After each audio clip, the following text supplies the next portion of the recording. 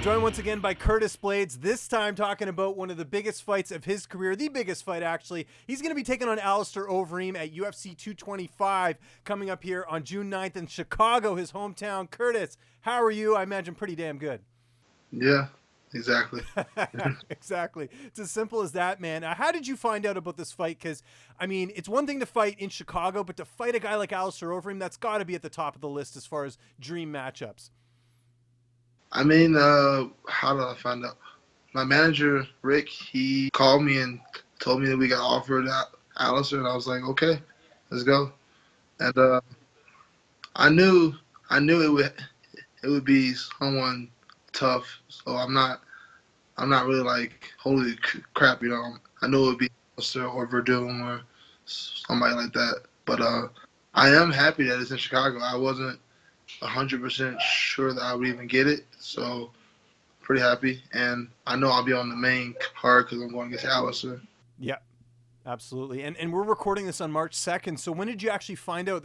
We're recording this on a Friday. When did you actually find out about the fight? I think it was offered like 10 days ago, but I didn't get the contract to like sign and send in until Wednesday. So I guess that's when it was like official. Were you surprised at all that he took this fight? Because, he's coming off a loss. You're coming off a big win over Mark Hunt. I mean, really, if anyone's going to gain anything in this scenario, it's you, because he's sort of the big name fighter. I mean, it was pretty much that, or they weren't going to give him Verdum again. They weren't going to give him Mark Hunt again. They weren't going to give him Ngannou again. He wasn't going to get the belt. And the only option was me or Kane. And I don't know if they offered it to Kane or not. I don't know anything about that. But he only had really two options. So. Awesome. And I know part of this, you fighting in Chicago and all this stuff, part of it had to do with your contract. Now, did you re-up with the UFC, or was this part of an old deal as far as this fight? No, actually, I do have a new 8-fight contract. Oh, awesome. Cool. Okay. I mean, are you glad that was taken care of? Because I know, media was asking you about that, and it's annoying, like to talk about that stuff. So aren't you glad it's kind of behind you now?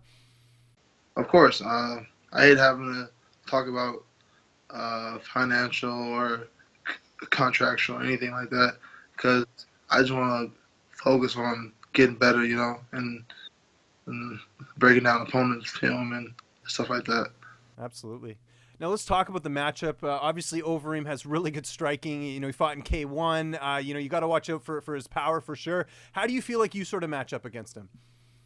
I feel like it's the same matchup as Mark Hunt fight. I have to box my way inside or draw him into an exchange and then attack his legs, maybe take his back, ground and pound.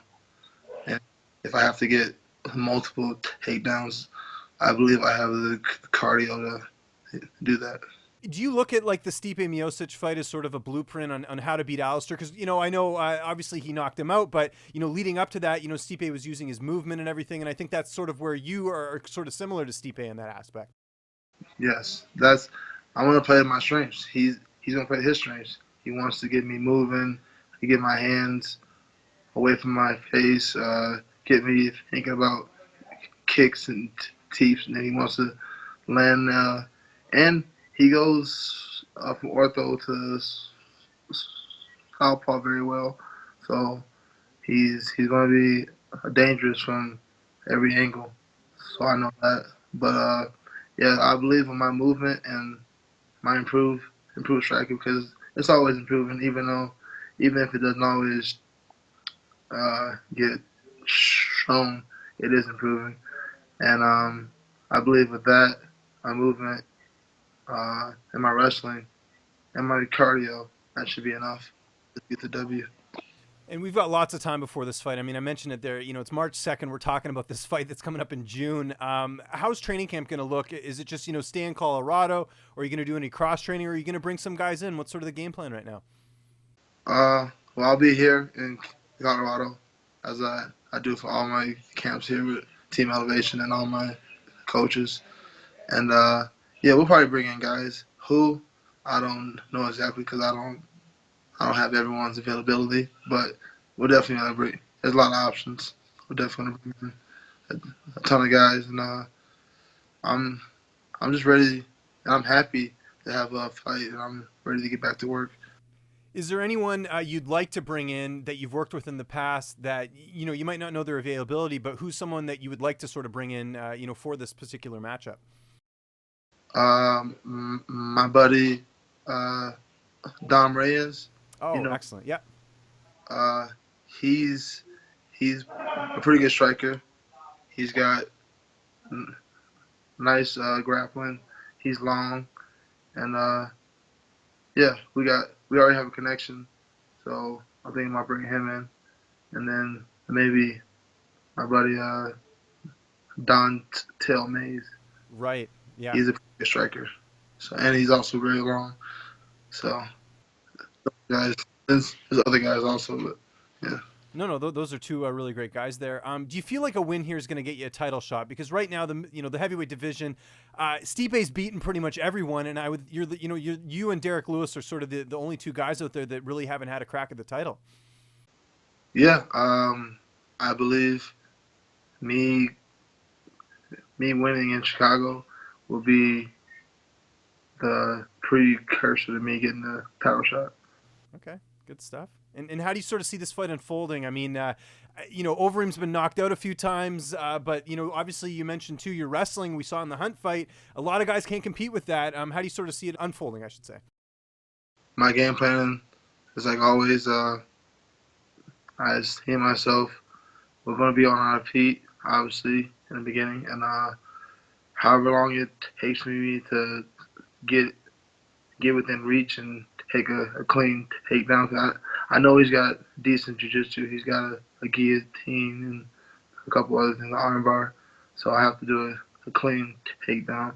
But once I can get inside and do that, I feel like I'll be able to go to work. And I'm not hunting the finish, but if the opportunity presents itself, I'll definitely go for it. But, I'm ready for a 15-minute war. I know he's a warrior. He's a veteran. I know he's gonna bring his A game, and I'm gonna bring mine. Awesome. This is in Chicago, like you mentioned, your hometown. I know you can't tell anyone about the fight yet, but what type of crowd are you expecting out there for this fight? Because obviously Chicago's a great fight city, and it's your hometown. I'm expecting a big turnout. Everyone has been asking me about it. They were asking me about it when I went home. Everyone's hoping I get it. So there's a lot of people who will be pretty happy to hear the news. And sticking with Chicago, how's your after party for UFC 221? Because last time we talked, you were going out to celebrate. How did it end up? It was very fun. I passed out a little early, but Really? yeah, we started early in the day. Oh, there you go. That's probably why, Because I was going to say, you got the cardio. Usually you can go a couple of rounds, so, figured you'd be up late. But I guess if you start early, that's always your demise, right? So I was slamming them pretty hard. I'm not a drinker because I don't drink much anymore. So. Right. No, it's tough during fight camp. What were you drinking that night? Are you a beer guy? Are you liquor? What do you like drinking? It was everything because I wasn't the one buying. Right. So as you shouldn't. It was whatever. But the bar I was at, Trophy Room, the bar I used to work at, they gave me a bottle of Kettle One. So there was that, and then a whole host of other things. Beers,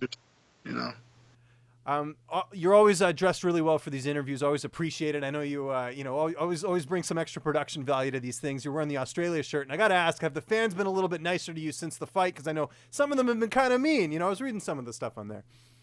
Have they been? No.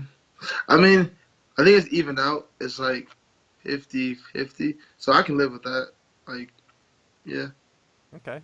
And last question for you here. And again, I appreciate the time. What's on the TV docket? I'm sure you're getting a little bit more TV time in these days with the fact that, you just found out about this fight. What are you watching on TV right now?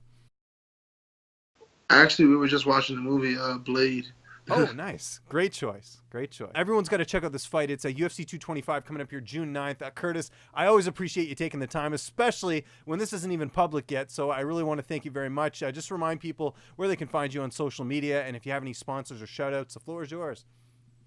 You can find me at Blaydes265. That's my Instagram, Snapchat, and Twitter handle. And I'd like to give a shout out to Laura's Lean. They're one of my newer sponsors. They just gave me a package for like 10 pounds of their meat, so we're trying it out tonight. And I'd like to give a shout out to Iowa Bison Meat, because they're the ones that get me through my fight camps. And then Fightful MMA, they give me CBD products that I use during my camp. This is legal now. And I think that's it. Yeah.